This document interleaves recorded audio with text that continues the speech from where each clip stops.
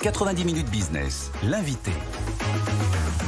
Avec nous ce midi, Solène Auréa, vice-directrice générale du groupe OCO Hôtel. Bonjour, merci d'être avec nous. Bonjour, merci de me recevoir. Premier hôtel OCO il y a 10 ans à Nantes. Rappelez-nous, comment est née cette chaîne d'hôtels il y a 10 ans? De quelle idée, quel était le concept? Alors, OCO Hôtel, c'est avant tout une aventure familiale, française, puisque mon père, Olivier Devis, a passé un grand nombre d'années au sein du groupe Accor. Et puis, il a eu l'envie de créer son propre concept qui répondrait à ses valeurs et à sa vision du marché. Donc, il a créé la société en 2009, je l'ai rejoint en 2011, et on a ouvert le tout premier OCO Hôtel en 2014 à Nantes. Notre idée, c'était d'avoir des chambres assez compactes et des parties communes. Aujourd'hui, on vous parle beaucoup de l'hôtellerie lifestyle, des parties communes où on a envie de passer du temps, pas seulement pour travailler, mais aussi pour boire un verre. Donc, notre espace qu'on appelle le club est ouvert 24 heures sur 24 à nos clients. Ils peuvent évidemment boire un verre, se servir autant qu'ils veulent de thé, de café. Et puis, on est surtout toujours en hyper centre-ville, à proximité immédiate, notamment des gares SNCF et des transports verts, parce que nous avions déjà l'intuition de ces sujets écologiques. On va en reparler, mais ça a pas mal tangué pendant le Covid, évidemment, comme tout le secteur au final. Est-ce que ce concept et la gestion a changé après cela, a pris un nouveau tour ou s'est renforcé? Alors, on a beaucoup réfléchi pendant le Covid. On a eu la chance de se rendre compte que les fondamentaux de l'entreprise étaient bien ceux qui seraient nécessaires à notre succès à l'issue de la crise, notamment la qualité de la satisfaction client. Nous, on a toujours énormément travaillé, au-delà du concept, sur l'accueil. Chez OCO Hôtel, 91% de nos clients sont satisfaits de l'accueil qui est donné par les équipes.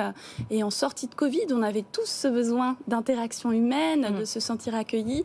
Donc ça faisait partie de nos atouts et on l'a conservé. On a fait ce qu'il faut aussi auprès de nos équipes pour les garder au maximum, puisque le recrutement a toujours été une difficulté dans l'hôtellerie-restauration. Ouais. Mais à la sortie du Covid, il manquait 300 000 personnes et c'est encore le cas aujourd'hui. Donc le fait d'avoir fait attention à nos équipes pour en garder un maximum et de les fidéliser a été très significatif dans notre capacité à repartir. On va revenir sur la gestion de ces équipes, Jean-Marc. Oui, alors moi j'aurais une question de pure curiosité. Pourquoi OCO? Ça se vient d'où ce nom? Entre nous, avant que vous n'arriviez, on se disait c'est un concept japonais avec un nom pareil. Or c'est typiquement français. Alors d'où vient ce nom? Et la deuxième question, c'est est-ce que vous avez un plan de montée en puissance? Là, vous avez 8 hôtels, je crois, déjà. 14. On en a 14. Pardon, alors 14. Est-ce que vous avez programmé à l'horizon des 10 ans qui viennent de nouvelles ouvertures? Bien sûr. Alors, OCO, ça a été le grand input créatif de mon papa qui s'est levé un jour en disant ce sera OCO Hôtel. C'est un palindrome, ça se retient extrêmement bien. Et puis, ça se prononce dans toutes les langues. Ça rejoint votre question. On a aujourd'hui 14 hôtels, plus de 1700 chambres. On souhaite se développer à l'étranger, dans les capitales européennes. On souhaite aussi accélérer notre développement français, puisqu'on vient d'annoncer l'ouverture de notre concept à la franchise. Donc l'objectif, c'est une 40aine d'hôtels en France et en Europe. Vous voulez récupérer en quelque sorte les hôtels qui existent déjà pour en faire des OCO Hôtels sous franchise. Ça concernera quelle part de vos hôtels dans les années qui viennent? On verra le succès de l'offre. Oui. Mais effectivement, je pense que c'est quelque chose qui peut vite représenter au moins 30% du parc. Il est de plus en plus difficile de construire en neuf. Pour les raisons écologiques qu'on connaît tous. C'est toujours moins impactant en termes de carbone de rénover un bâtiment que d'en construire un.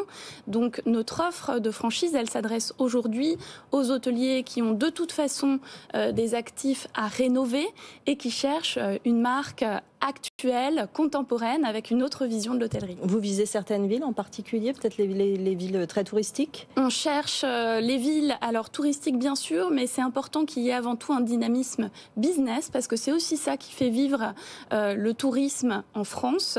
Les villes, évidemment les grandes métropoles, mais aussi des villes de taille secondaire. On a des établissements à Bayonne, à Toulon, on va en ouvrir un à Troyes. Nous, on croit véritablement à la nécessité en tant que marque 4 étoiles à s'implanter également dans ces villes-là. Et comment vous avez choisi les villes que vous allez peut-être développer en Europe ?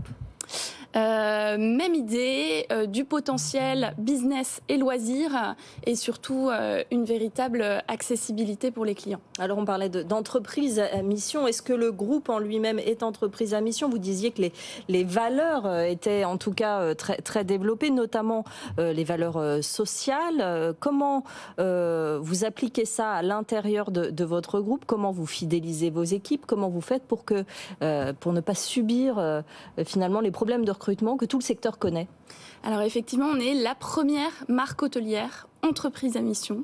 Donc on a inscrit dans nos statuts que certes on avait des objectifs financiers comme toutes les entreprises, mais que la dimension sociale et environnementale de notre activité était une priorité absolue.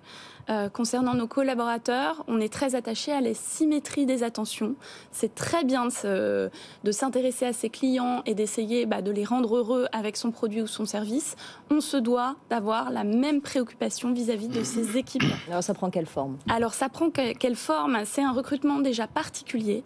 On va recruter beaucoup nos collaborateurs sur le savoir-être plutôt que le savoir-faire. Et heureusement, parce qu'en ce moment, beaucoup des personnes qui postulent n'ont pas de compétences hôtelières, ni même de compétences dans le milieu du service de base.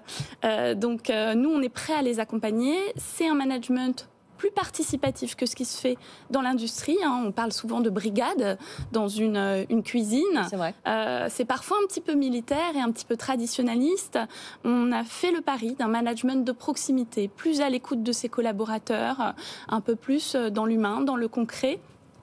On accompagne évidemment par une politique de formation et surtout on propose des évolutions de carrière beaucoup plus rapides que ce qui peut être proposé dans d'autres groupes. Nous, on a plusieurs directeurs d'hôtel et directrices qui sont très jeunes parce qu'on a fait le pari de les accompagner dans leur évolution. On fait carrière chez OCO. L'année va être très mouvementée en termes d'hôtellerie. C'est les JO. Vous commencez déjà à sentir l'effet JO dans vos réservations? Tout à fait. On a ouvert les réservations pour les JO. On a fait une stratégie plutôt raisonnable en termes de prix parce que ni nous ni nos équipes ne croyons en l'intérêt de vendre 3-4 fois plus cher un produit qui est équivalent.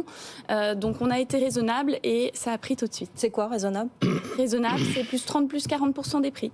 30 à 40% de hausse pour la période JO. Merci beaucoup Solène Auréa-Devisse d'être venue nous voir, directrice générale du groupe OCO Hôtel qui se lance donc en partie dans la franchise. Merci beaucoup. Merci pour votre invitation. D'être venue dans 90 minutes business.